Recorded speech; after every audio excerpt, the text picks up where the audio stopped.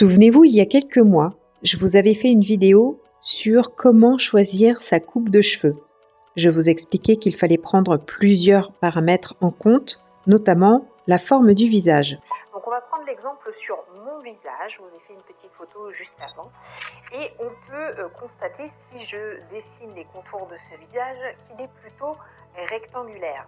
Je m'étais d'ailleurs prise pour exemple et je vous expliquais que mon visage était rectangulaire de par les maxillaires développés, le front large et haut, ainsi que les lignes droites de mon visage plutôt long et les différentes morphologies de visage existants. Donc idéalement, c'est d'avoir des volumes un petit peu, vous voyez, à ce niveau-là chez moi, plutôt que pas du tout.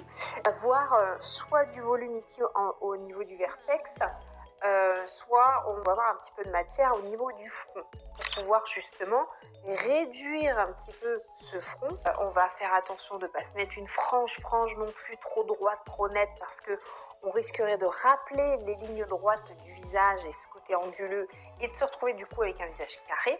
Évidemment, on ne va pas prendre en compte que la morphologie du visage, on va faire attention aussi au style, c'est-à-dire à la personnalité. Je vous ai mis ici les différentes vidéos pour lesquelles vous allez pouvoir définir votre personnalité.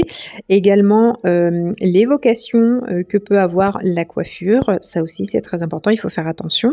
Je vous ai mis les exemples donc des coiffures qui m'allaient le mieux jusqu'à maintenant. Et donc moi je suis partie sur cet exemple de coiffure et je vais vous montrer maintenant la réalisation de celle-ci. Alors attention, je ne dis pas qu'il faut se couper les cheveux toute seule. Je rappelle pour ceux qui me découvrent à travers cette vidéo et qui ne me connaissent pas, je suis à la base de métier coiffeuse, styliste, visagiste. Donc ce n'est pas un problème pour moi que de m'aventurer dans ce genre d'expérience. Ça fait quelques années que je le fais maintenant et je me suis dit, quitte à le faire, autant que je vous filme et que je vous partage cette vidéo.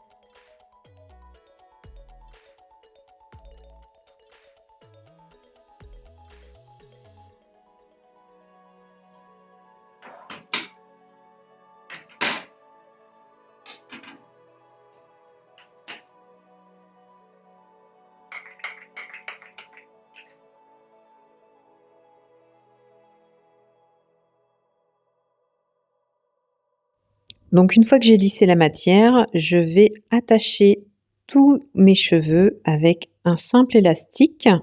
Comme ça, je les mets tous au même niveau et ça me fait un repère pour pouvoir déjà couper le plus gros.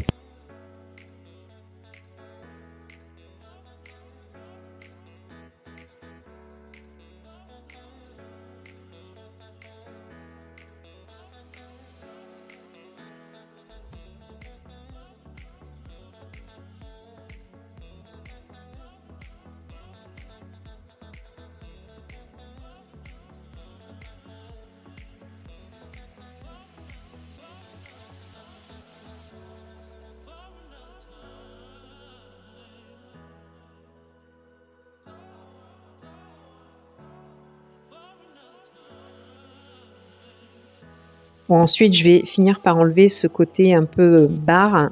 Bon, là, ça a l'air de n'importe quoi, mais je vous assure que je sais très bien où je vais. Je vous conseille pas spécialement de vous aventurer non plus comme ça. Là, j'ai très très précisément le schéma dans ma tête.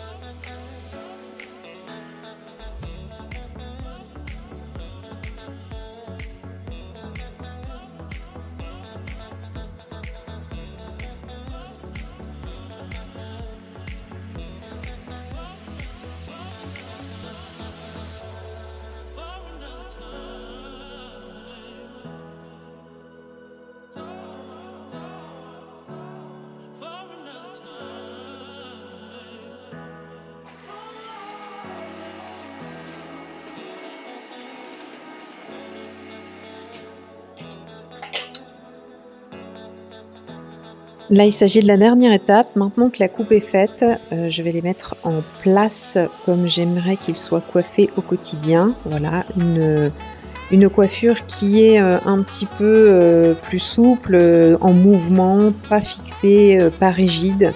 Voilà, qui bouge, qui s'exprime.